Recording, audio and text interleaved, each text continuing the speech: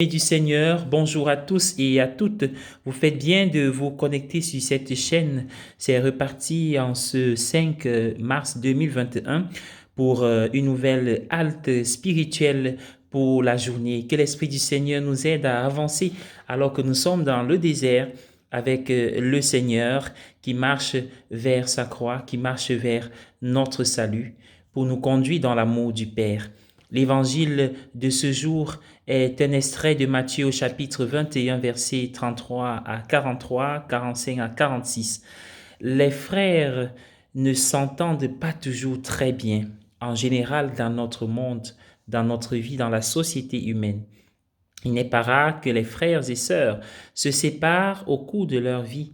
Dans la première lecture d'aujourd'hui, nous avons un cas un peu extrême d'animosité fraternelle.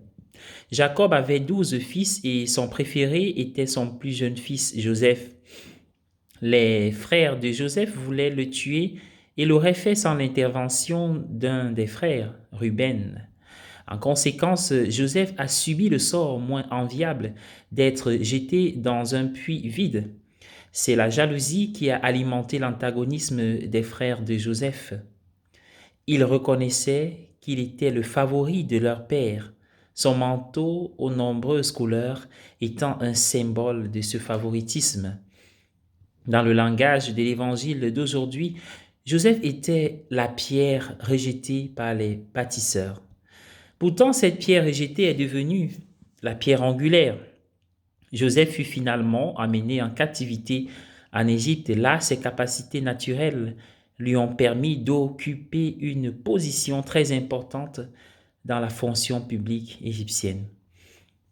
Lorsque la famine frappa la terre d'Israël, Jacob envoya ses fils en Égypte pour se nourrir et se ravitailler. Eh bien, qui était le ministre de l'alimentation à l'arrivée des frères? Qui était le grand gouverneur? C'est leur frère Joseph. Celui qu'ils avaient rejeté devint leur sauveur.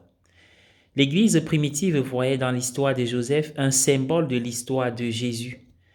Dans l'évangile de ce jour, Jésus s'identifie clairement au fils du propriétaire terrien qui a été tué par les locataires. Il est la pierre rejetée par les bâtisseurs. Pourtant, au-delà de son rejet, de sa crucifixion, il est devenu, en tant que Seigneur ressuscité, la pierre angulaire d'un édifice spirituel, l'Église. L'histoire de Joseph et de Jésus nous rappelle que Dieu peut tourner même nos pires instincts vers son but, vers son dessein, vers un bon but.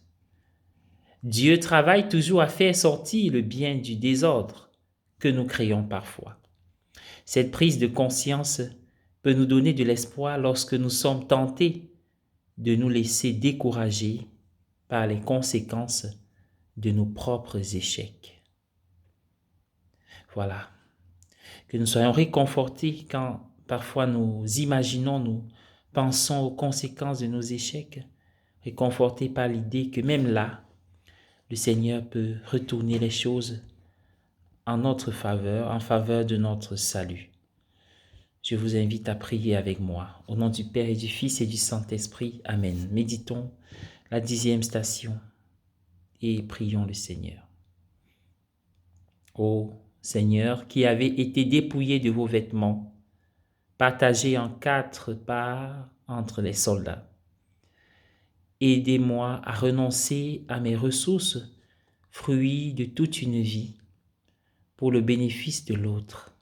Ainsi, ô mon Dieu, je pourrai soutenir l'autre et le valoriser en fonction de ce qu'il est, de sa nature profonde, répondant à ses attentes et à ses besoins qui ne sont pas nécessairement les miens.